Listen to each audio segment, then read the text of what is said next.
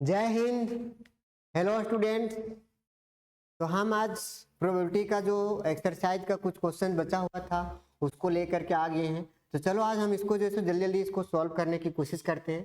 कुछ क्वेश्चन जो बचा हुआ है रिमेनिंग उसको, ठीक है। देखो तो एक्सरसाइज यहाँ पर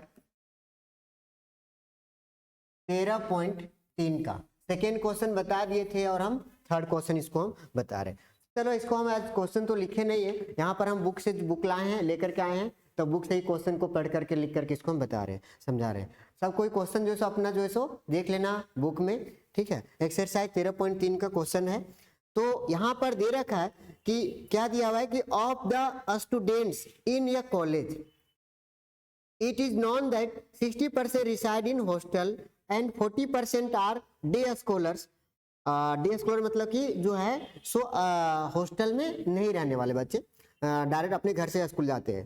प्रीवियस ईयर रिजल्ट, और प्रीवियस ईयर का रिजल्ट जो रिपोर्ट आता है वो 30% of all students who reside in hostel attend grade A. मतलब कि प्रीवियस ईयर का रिजल्ट का यहाँ पर रिपोर्ट दिया हुआ है कि 30% स्टूडेंट जो है सो ग्रेड ए प्राप्त करते हैं।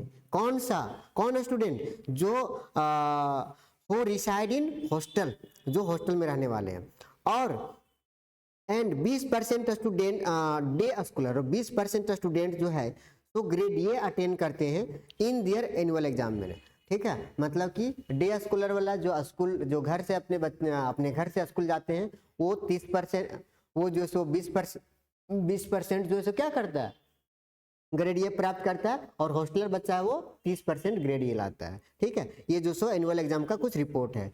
At the end of year one student is chosen random, और एक जो है सो एक बच्चा को जो है सो रैंडमली चूज किया जाता है, ठीक है। तो उसमें से चूज करने के बाद किसी भी उसमें खड़ा किया जाता है रैंडमली, और तो and has an grade A, और उस बच्चा से पूछा जाता है कि तुम्हारा ग्रेड क्या है, तो वो जो है बताता है कि मेरा ग्रेड ये है। तो अब इसमें वही चीज बोला होगा कि क्या प्रोबेबिलिटी होगा कि वो बच्चा जो है सो डे स्कॉलर होगा या फिर हॉस्टलर होगा। तो यहाँ पर हम क्या बोले कि सिर्फ और सिर्फ दो बातों को ध्यान देना है, जिसको ये दो बातें समझ ना आए प्रोबेबिलिटी गोल हो जाएगा। और इस दो बात को बहुत अच्छे से समझना है, ध्यान देना है।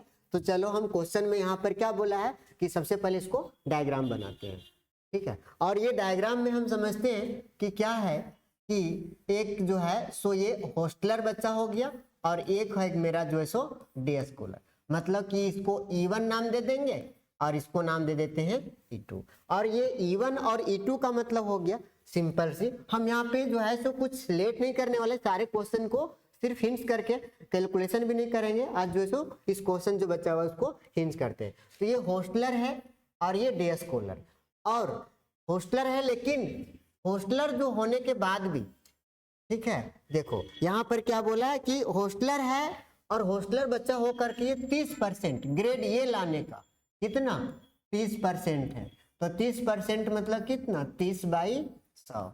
और डे स्कॉलर है और डे स्कॉलर को 20% बोल रहा है, तो 20% मतलब कि इसका प्रोबेबिलिटी हो जाएगा 20/100। और यहाँ पर बोला है कि क्या 60% जो बच्चा रहता है सो कहाँ का है कि 60% रिसाइड इन हॉस्टल। उस स्कूल में जो है सो 60% हॉस्टलर बच्चा है, 60%। अब 60% है मतलब 60/100, और 40% जो है सो डे स्कॉलर है। 40% डे स्कॉलर है मतलब कि ये कितना हो जाएगा 40/100। तो इसी से मतलब एक बच्चा को चूज किया गया, और उसको पता है कि ये पता है कि वो बच्चा जो सो ग्रेड ये लाया है, तो उसका क्या प्रोबेबिलिटी होगा कि वो जो बच्चा है so what is the probability that student are hosteller होने का, मतलब कि इस E1 को होने का। तो सिंपल सी है, यहाँ पर जो है तो क्या करना है, फॉर्मूला लिख देना है। फॉर्मूला पहले लिखना है कितना, किसका होने का, हॉस्टलर, मतलब कि E1 बाई कितना, ये हॉस्टलर होने का। कब, जब ग्रेड ए लाया है। इसका फॉर्मूला कितना हो जाएगा, P(E1) into P(A)/E1,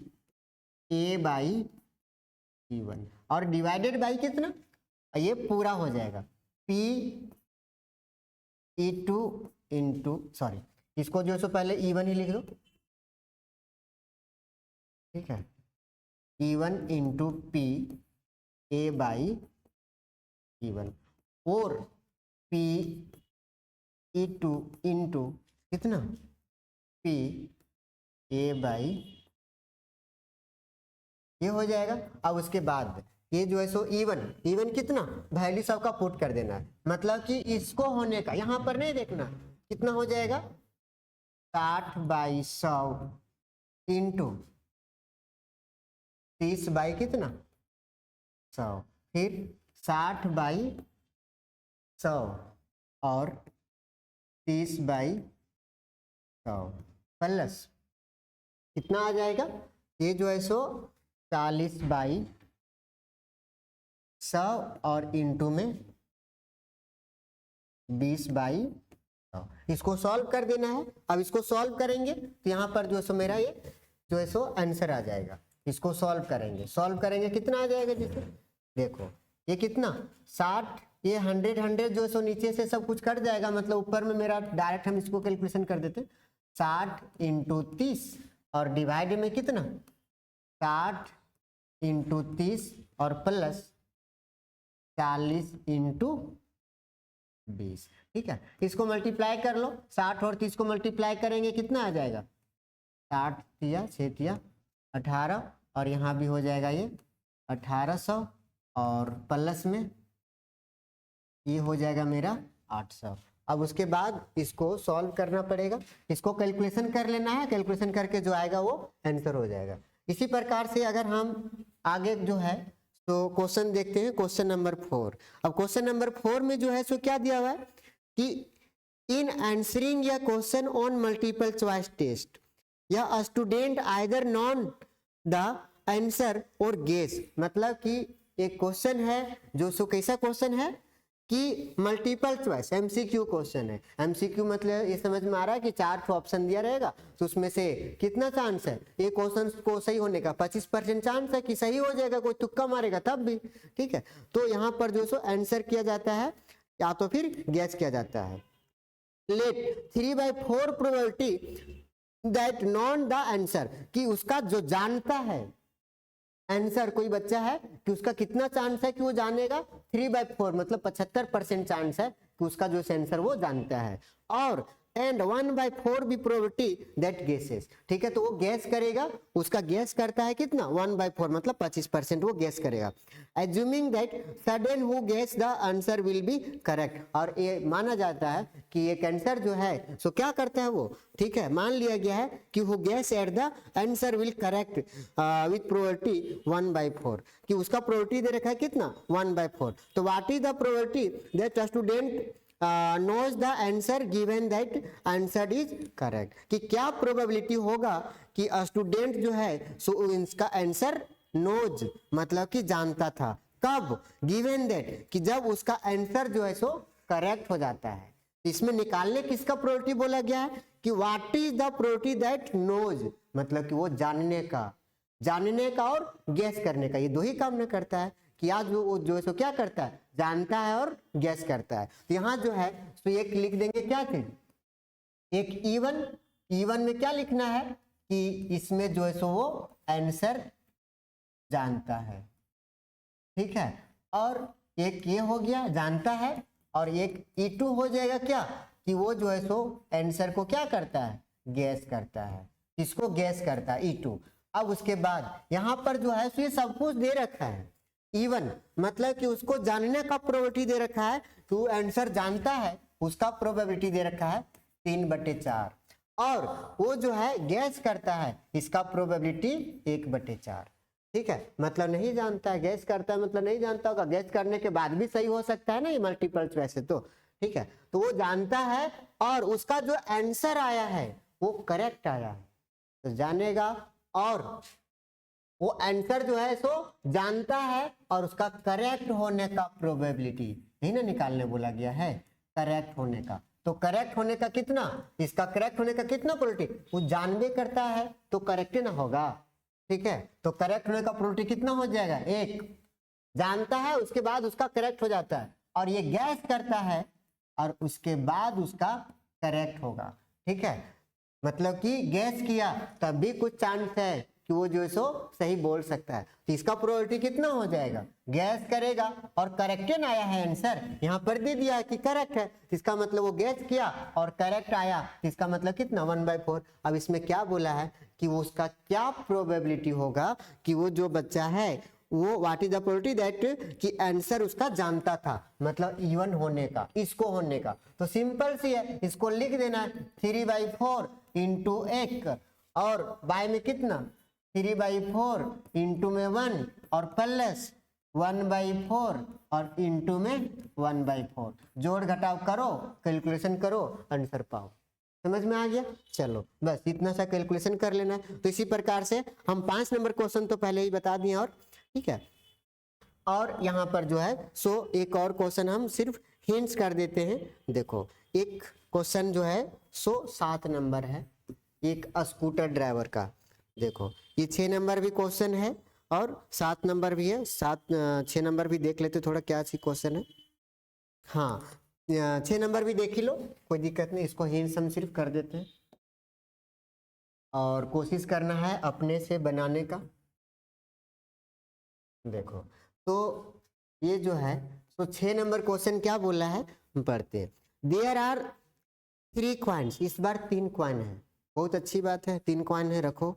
1 is 2 headed, एक कॉइन जो है तो 2 हेडेड कॉइन है, इंपॉर्टेंस क्वेश्चन भी है, ठीक है। देखो ये भी जो है सो इंपॉर्टेंस क्वेश्चन है, अच्छा क्वेश्चन है। और एक कॉइन जो है सो क्या बोला है कि 2 हेडेड कॉइन है, और आगे क्या बोला है 2 हेडेड मतलब समझ में आ रहा है ना कि दोनों साइड हेड ही रहेगा। और another is a biased coin that comes up head 75%, मतलब कि एक बाइज्ड कॉइन है, अनबाइज्ड कॉइन कहने का मतलब इसमें ज्यादा चांस है ना, ज्यादा बार हेड आता है, मतलब 75% चांस है कि उसमें क्या आएगा हेड आएगा, और 25% चांस है कि टेल आएगा। समझ में आ रहा है? ठीक है, तो इसी को कहा जाता है ये बाइज्ड कॉइन और फेयर कॉइन। ठीक है, फेयर कॉइन होता है उसमें 50-50% चांस होता है। देखो of the time third is an unbiased coin, और एक थर्ड कॉइन जो है सो अनबाइज्ड कॉइन है। अनबाइज्ड कॉइन मतलब वही फेयर कॉइन, मतलब उसमें अच्छा कॉइन है, वो ठीक ठाक वाला, मतलब 50-50% चांस है।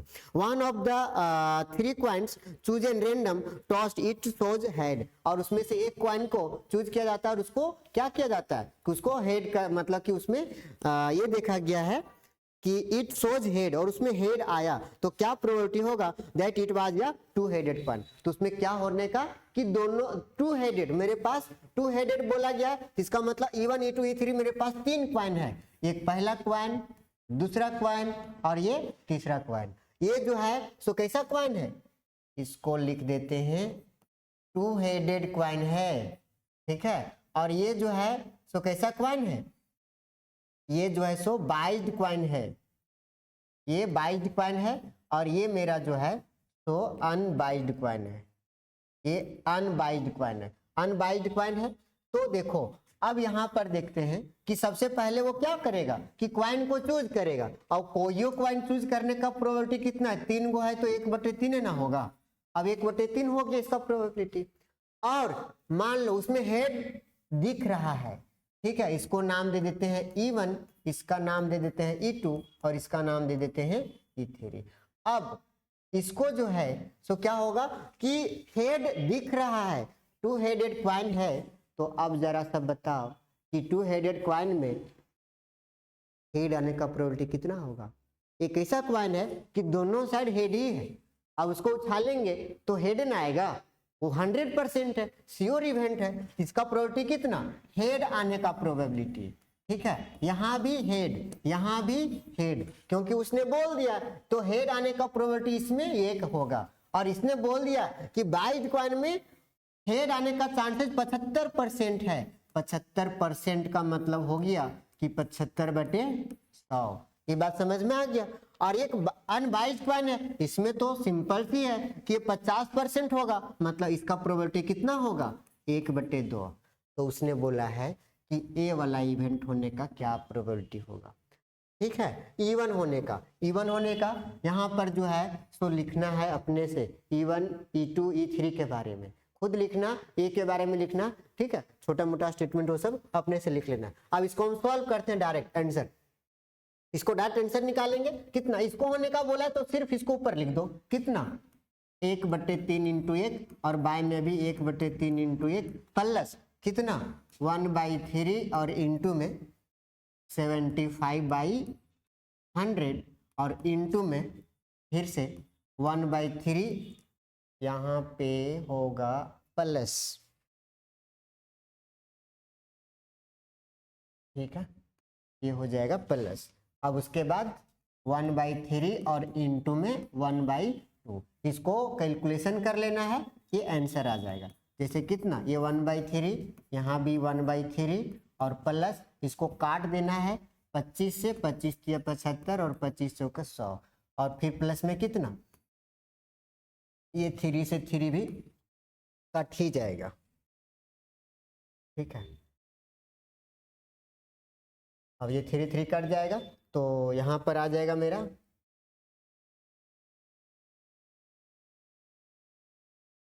देखो कितना आ जाएगा, यानी कि 1/4 प्लस 1/6, इसको कैलकुलेशन कर लेना है और आंसर आ जाएगा। समझ में आ गया? तो इस प्रकार से जो है सो हम क्वेश्चन नंबर 6 तक इसको बता दिए और कुछ क्वेश्चंस जो है सो इधर जो है जो इम्पोर्टेंस क्वेश्चन था उसको भी बता दिए। इसमें से बाकी क्वेश्चन अगर किसी को कोई डाउट है तो उसको जो है सो कमेंट करके पूछना, उसका भी क्वेश्चन का हम वीडियो बना देंगे। चलो तब तक के लिए थैंक यू।